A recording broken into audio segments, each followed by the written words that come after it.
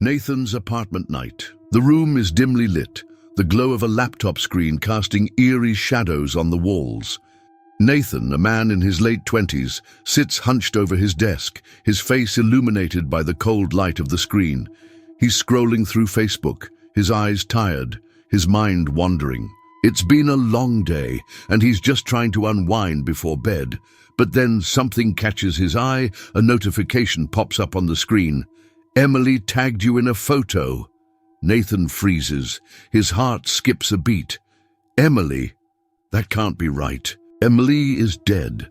She died 2 years ago in a horrific car accident.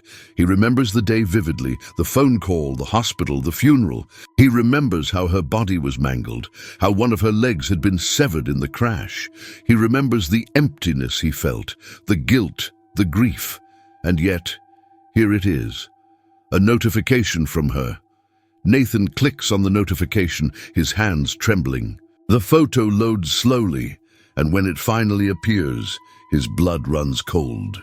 It's a picture of him and Emily, taken years ago, back when they were still together. They're smiling, happy, oblivious to the tragedy that would later tear them apart. Emily has tagged herself in the photo, just like she used to do when she was alive.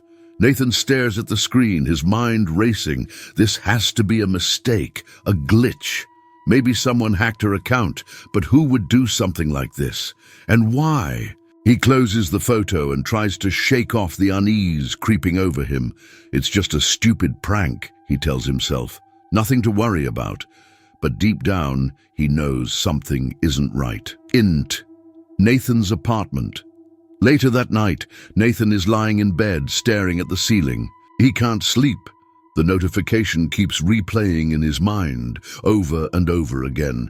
He reaches for his phone and opens Facebook, half expecting to see another notification from Emily. But there's nothing, just the usual updates from friends and family. He's about to put his phone down when a new message pops up. It's from Emily. Nathan's breath catches in his throat. His hands shake as he opens the message. The words on the screen send a chill down his spine. I miss you. Nathan stares at the message, his heart pounding. This can't be real. It can't be. Emily is dead. She's been dead for 2 years. And yet here she is, messaging him as if nothing happened. He types out a reply, his fingers trembling. Who is this? The response comes almost immediately. It's me, Nathan. Emily. Nathan's stomach churns. He doesn't know what to do. Part of him wants to believe it's really her, that somehow, some way, she's found a way to reach out to him from beyond the grave. But another part of him is terrified, convinced that this is something far more sinister. He types out another message. Emily, you're dead. You died 2 years ago. There's a long pause before the next message comes through. I know, but I'm still here. I've been trying to reach you, Nathan. I need your help. Nathan's heart is racing now. He doesn't know what to say, what to think. He wants to believe it's her, but the rational part of his brain is screaming at him to stop, to shut down the conversation, to block the account and never look back. But he can't. He's drawn in, compelled by some force he can't explain. What do you want, Emily? He types. The response is chilling. I need you to let me walk. Nathan's blood runs cold. Let her walk? What does that mean? He remembers the accident, how Emily's leg had been severed, how they had found it in the back of the car. The image haunts him to this day. I don't understand, he replies. You have to let me walk, Nathan. I can't move on until you do.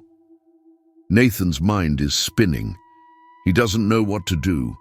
He feels like he's losing his grip on reality. He closes the message and puts his phone down, trying to calm himself. But the words keep echoing in his mind. Let me walk. Nathan's apartment the next day.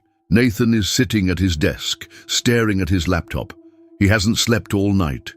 The messages from Emily are still on his mind, consuming his thoughts. He's tried to convince himself that it's just a prank, that someone is messing with him, but deep down he knows it's more than that.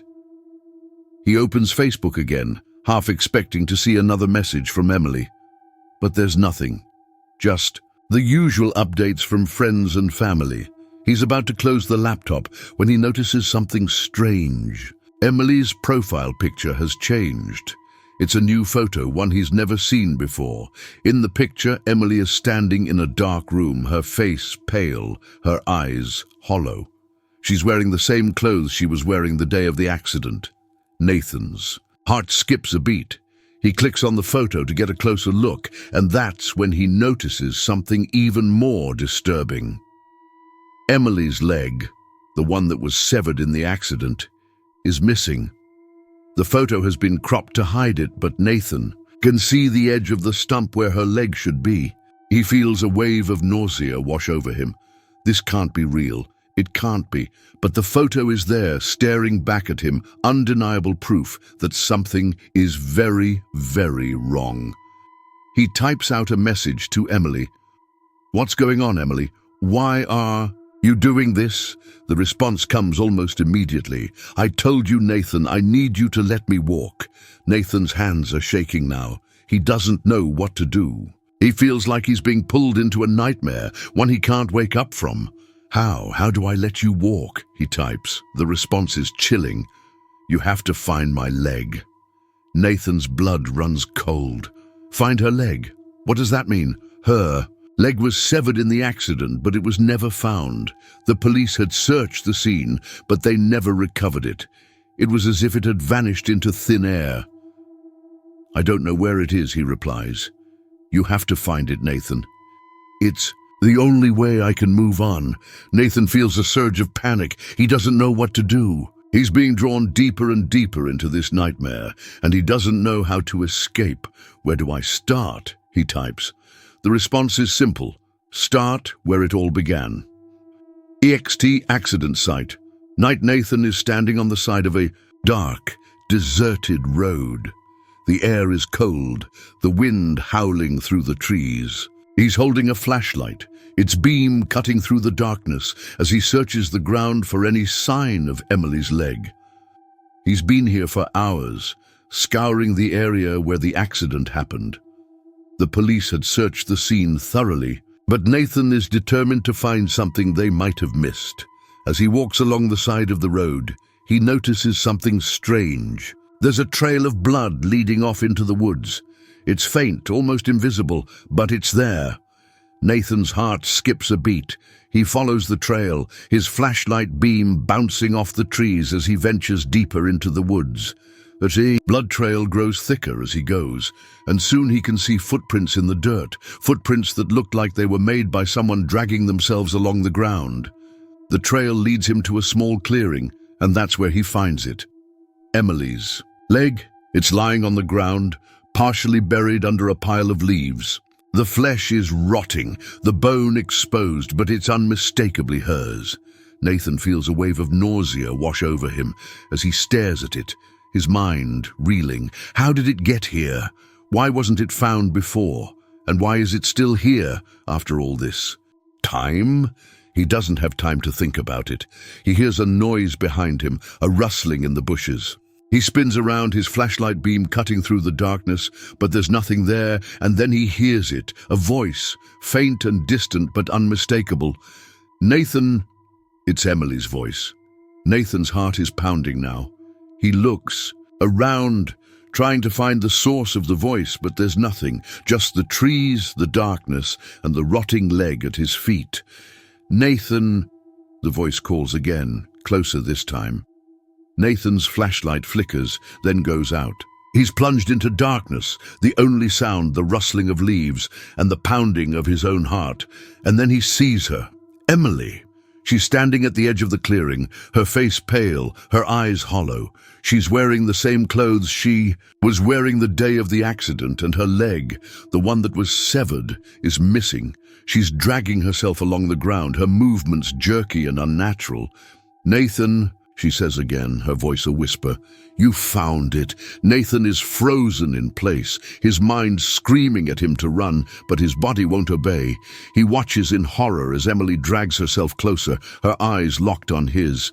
"Let me walk, Nathan," she says, her voice growing louder, more desperate. "Let me walk." Nathan's legs finally give out, and he collapses to the ground. Emily is almost on top of him now, her rotting hand reaching out for him. "Let me walk," she screams, her voice echoing through the woods, and then everything goes black. In Nathan's apartment morning, Nathan wakes up in his bed drenched in sweat. He's disoriented, his mind struggling to make sense of what happened. Was it a dream, a nightmare, or something else? He looks around the room, trying to ground himself. Everything seems normal. The sun is shining through the windows, the birds are chirping outside. It's just another day. But then he notices something on the floor, a trail of dirt and leaves leading from the door to his bed, and at the foot of the bed, lying on the floor, is Emily's leg. Nathan's heart stops. He stares at the leg, his mind racing. It's real, it's all real, and then he hears it. A faint, distant voice calling his name. "Nathan!" He looks up and there she is, Emily, standing in the doorway, her face pale, her eyes hollow. She's wearing the same clothes she was wearing the day of the accident, and her leg the one that was severed is missing. "Thank you, Nathan," she says, her voice a whisper. "Now I can walk," and with that she turns and walks away, her movements smooth and natural, as if she had never been injured at all. Nathan watches in horror as she disappears down the hallway, her footsteps echoing in the silence. And then he hears the front door open and close. Emily is gone, but Nathan knows she'll be back because she's not done with him yet.